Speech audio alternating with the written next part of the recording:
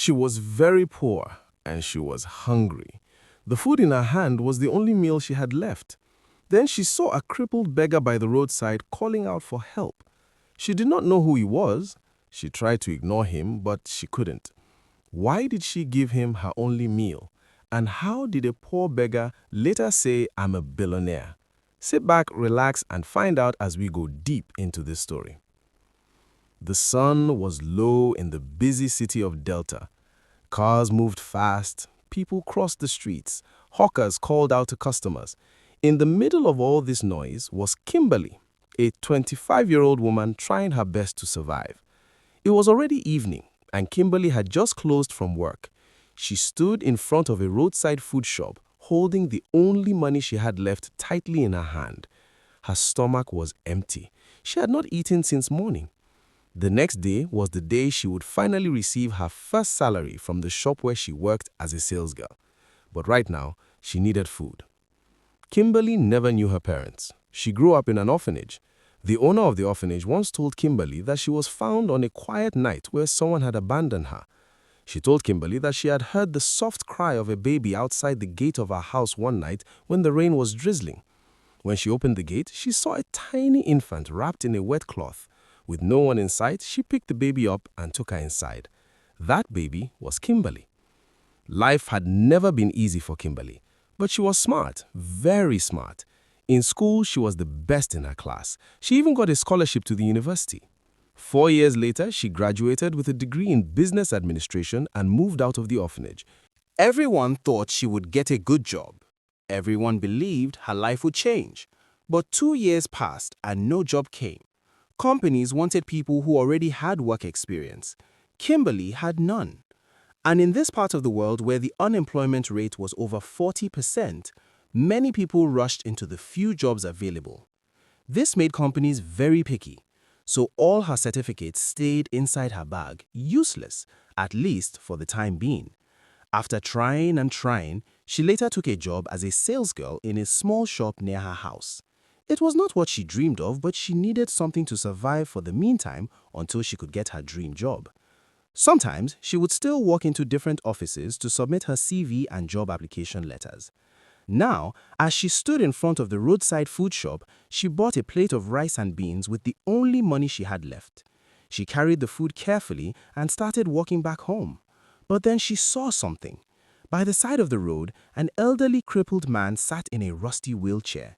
His clothes were torn, his hands were shaking, his beard and hair looked rough and dirty. His eyes were full of pain. His name was Ezekiel.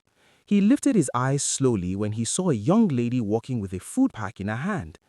"Please, my daughter," he called out, his voice weak. "I have not eaten since yesterday. Can you help me with something to eat?" Kimberly stopped. Her heart beat slowly. She stared at the food in her hand. Does this man not have children? Is there no one to care for him? She thought. Her stomach growled loudly. She was hungry, very hungry. But she looked at the old man again. He looked hungry and forgotten. Kimberly took a slow breath and turned to leave, holding her food tightly. But as she walked, she could not shake the picture of the old man's hungry face from her mind.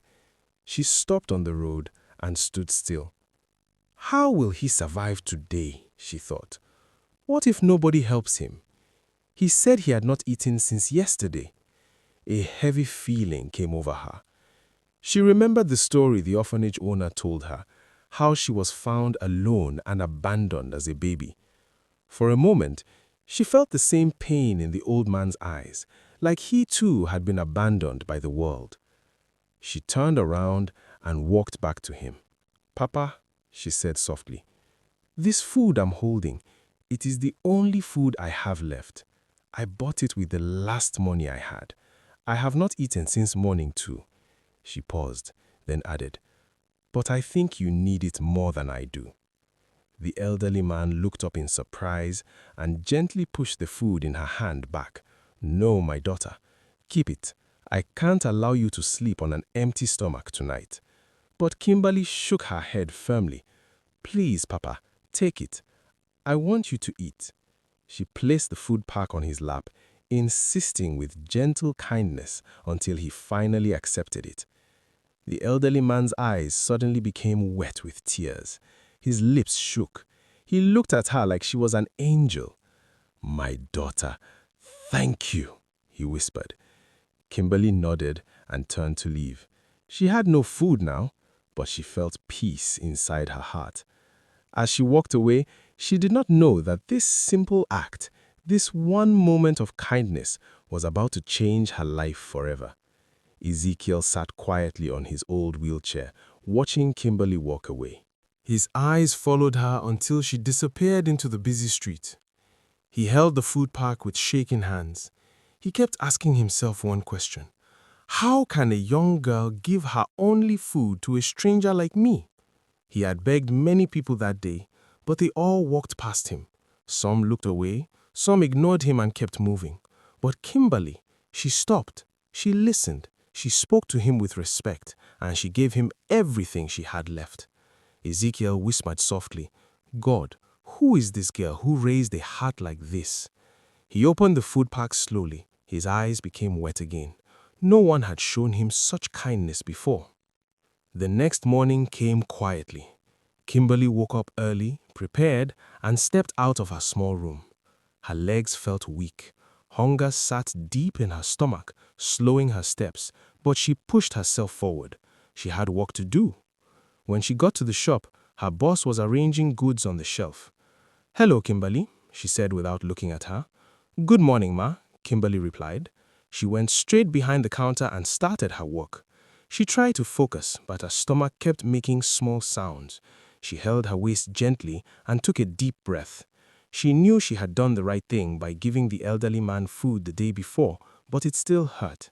That food was her only hope for that night. She had nothing left until her salary came. As customers came in and out, Kimberly's mind left the shop again. It went back to the elderly, disabled man on the roadside. His life must be hard, she thought.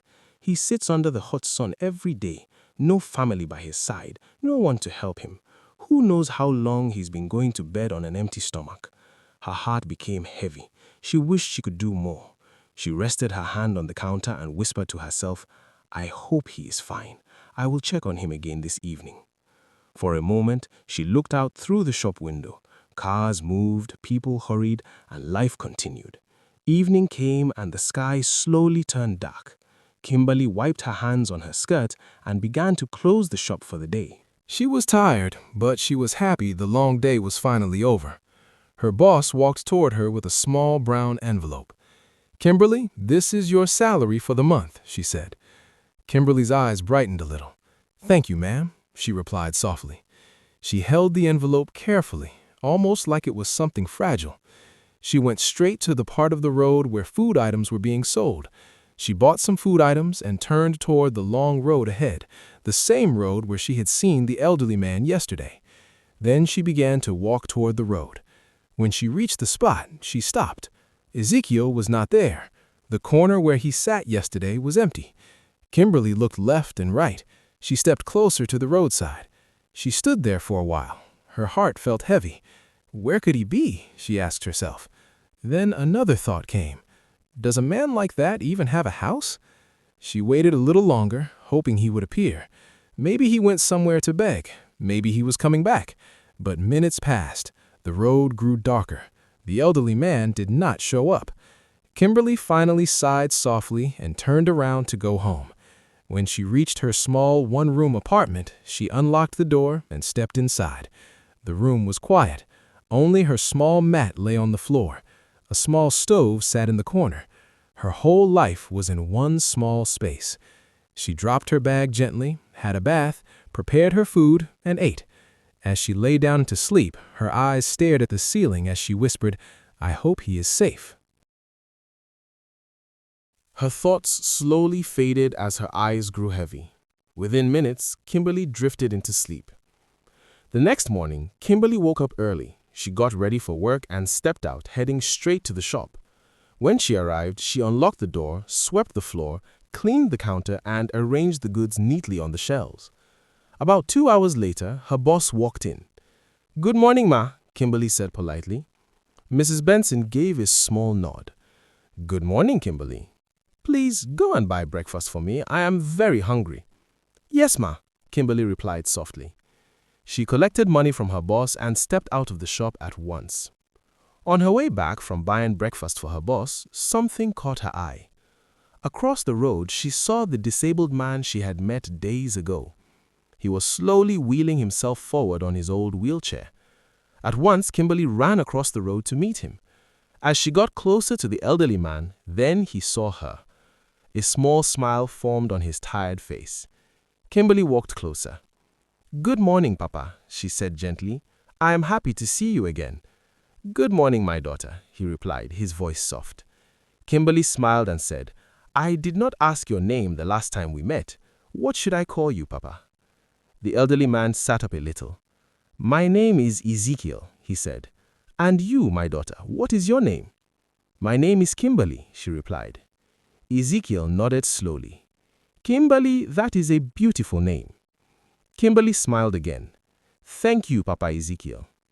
Kimberly stood beside him. "I did not see you last night," she said.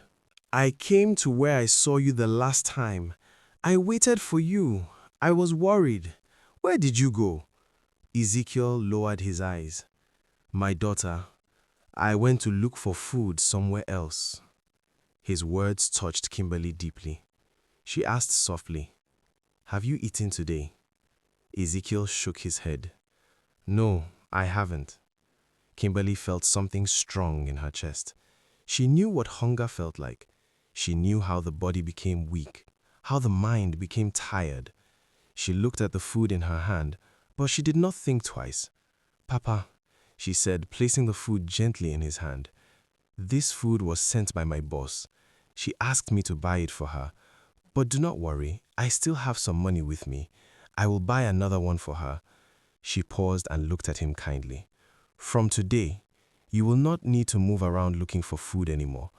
I received my first salary yesterday. I will buy enough food items, cook, and bring food to you every morning at the same place where we met last time." Ezekiel's eyes opened wide. They were full of shock and tears. His lips shook as he tried to speak. "My daughter, you do not know me. Why are you doing this for me?" he asked softly. Kimberly smiled. "Because I know how it feels," she whispered. "And because you deserve to eat." Ezekiel covered his face with his palm. "God bless you," he said in a trembling voice. "I have not seen this kind of kindness in many years." Kimberly smiled as she turned to leave. Ezekiel looked at her with pure amazement as she walked away. His eyes followed her just the same way they did the first day. He kept whispering to himself, "Who is this girl? Why is she so kind?" And for the first time in a long time, Ezekiel felt hope. Kimberly bought a replacement and walked quickly toward the shop with the new food pack in her hand. She prayed in her heart that her boss would not be angry. She had only stepped out for a short moment, but Mrs. Benson was the kind of woman who noticed everything. As Kimberly approached the entrance, she stopped. Mrs. Benson was standing at the door with her arms folded tightly across her chest. Her face looked stiff. Her eyes were sharp, like she had been waiting. "Kimberly," she said, her voice cold, "what took you so long?" Kimberly bowed her head. "I am very sorry, Ma," she said softly. Mrs. Benson stepped closer and looked straight into her eyes. Her face was hard with anger. "Sorry?" she snapped. "Do you know how long you stayed out there? I sent you on a simple errand and you wasted so much time." Kimberly kept her head down. "I am sorry, Ma," she repeated quietly. Mrs. Benson was a very strict woman. She noticed every small mistake. She did not like excuses, and she did not smile easily. Many workers feared her because she often punished people without mercy. She stared at Kimberly for a long moment, as if holding back her anger. Then she reached out, grabbed the food pack from Kimberly's hand angrily, and said, "Take this as your last warning. If this ever happens again, you will not like what I will do. Do you hear me?" "Yes, Ma," Kimberly replied softly. Mrs. Benson turned away sharply and walked back into the shop, leaving Kimberly standing there in silence for a moment before she slowly followed her inside. As the day went on, she arranged goods, greeted customers, counted items, and attended to them. "She is so kind, too kind. No one had cared for him like this in many years. No one had fed him, no one had held his hand, no one had stayed beside him for hours just to make sure he was fine. She is a gift, a rare gift, he said to himself. The next morning, just as she promised, Kimberly returned. The sun was not fully bright yet, but she hurried straight to his usual spot with food in her hand. "Papa Ezekiel," she called softly. He opened his eyes and smiled weakly. "My daughter, you came." She stood beside him and gave him the warm food. After that, she gave him the drugs the pharmacist had prescribed. "Eat, Papa," she said gently. "You must get strong." When Kimberly looked at her watch, her eyes widened. She stood up quickly. "Papa, I must run. I will come back this evening." She picked her bag and rushed out. When Kimberly got to work, her heart dropped. Mrs. Benson was waiting at the entrance with her arms folded, her face tight and cold. Kimberly froze. She knew immediately she was in trouble. "Kimberly," Mrs. Benson said, "do you know what time it is?" Kimberly bowed her head. "I am sorry, Ma. I lost track of—" Mrs. Benson cut her off. "Your salary will be deducted this month. This is your punishment." Kimberly's eyes filled with tears at once. She fell to her knees. "Please, Ma, I beg you. Life is already hard. I cannot lose any money. Please have mercy." But Mrs. Benson looked at her without pity. "Stand up and go inside," she said sharply. "Start work now. Do not waste time kneeling on the floor." She turned and walked away. Kimberly stayed on her knees for a moment, shaking softly before wiping her tears and walking inside. Her chest felt heavy. Her heart felt tired. Life was already difficult, and now it had become even harder. When closing time came, she closed the shop and went to the food shop to get food. Then she walked straight to Ezekiel. She just needed someone to talk to. "Papa Ezekiel," she called as she reached him. He looked up and smiled gently. "My daughter, welcome." She placed food beside him, but as she did, he kept studying her face. He could tell something was troubling her. "My daughter," he said softly, "what is wrong? Your eyes look sad today." Kimberly took a deep breath, but it was weak.